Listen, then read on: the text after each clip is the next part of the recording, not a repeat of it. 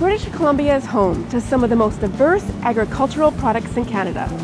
From the traditional family farm to vineyards or fisheries, if you're into eating local foods, you're in luck. I'm Lori Petrick, dietitian and local food lover. Join me as I visit BC food producers and farmers who are committed to providing fresh, local foods that are good for you and good for our earth.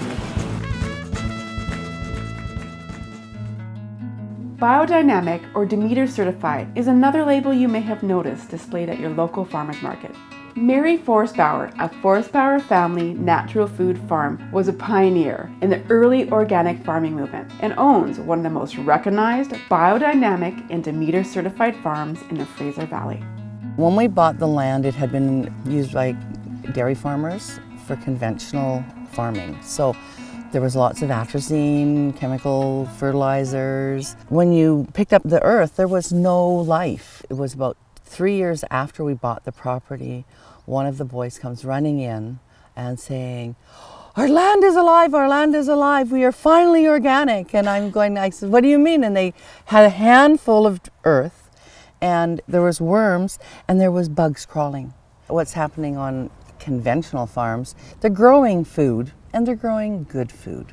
I mean, it's nurturing people, but the food is not what I would say alive as it is on an organic or a biodynamic farm, because they've taken the life out of the soil. The chemical fertilizers are mostly salt-based. Salt pulls the life out. Now, I've heard a little bit about cosmic rhythms and how that can affect biodynamic farming. I know there's a full moon coming up. How does that work? The sun, the moon, and the planets and the stars, they all have an effect on what's happening on the farm. And those cosmic rhythms, we work with the Stella Natura calendar or the Maria Tune calendar, which are biodynamic calendars, which help us to see what the cosmic rhythms are to assist us in when we plant, when we harvest. Somebody has taken the time to study the cosmic rhythms and will say, you know, this is a root day. And if you plant on a root day, if you harvest on a root day, the crop will last longer. If you harvest fruit on a fruit day, the crop will last longer. If we've had rain, and finally we've got a day to plant, we don't go, "Oh my gosh, I can't plant today because it's a root day and we're planting strawberries." We just say, well, we do what we can to work in harmony with nature. But we also work and plan around making sure that we have crops to grow and sell.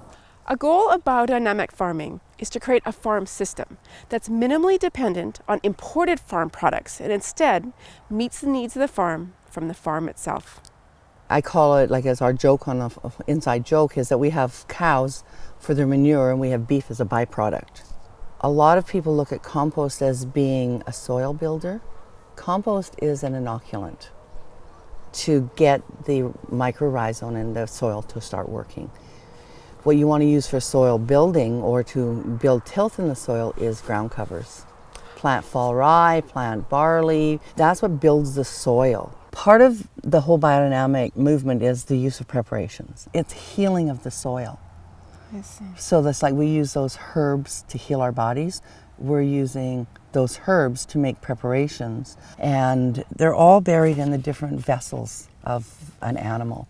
This is a cow horn, and it's used for two of the preparations. For preparation 500, which is you just take cow manure and you put in the horn, you stuff the horn full of cow manure, and then you bury it in the soil in the fall, and then you dig it up in the spring. And then you can also use it for the preparation 501, which is a silica preparation. You take like a quartz rock and you grind it up into really fine powder, put it in there, and you bury it during the summer months. Really good for helping improve making sure you have beneficial fungi, keeping away like mildew and stuff like that. 500 and 501, you take those and you just mix it in water for about an hour, and then you can spray those on your land. Now, would you spray that on every crop? Yeah, you could spray it on every crop. You would just use like a teaspoon per acre kind of thing, and like a. It's really dilute. Yeah, it's really diluted. It's almost like a homeopathic quantities that you would use. The whole idea is to have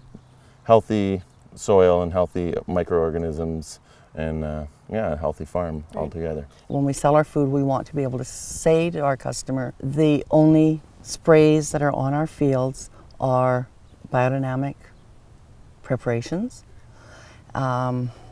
or compost tea. We are not using anything that's going to harm you. Some people are allergic to sulfur. Sulfur is allowed to be used in organic farming. Just because it's natural doesn't mean that it's okay for us. Woo! If you'd like to learn more about biodynamic farming or learn where you can buy Forstbauer products, head to forstbauer.com. For Farm Folk City Folk, I'm Lori, and this has been Good for You and Good for Our Earth.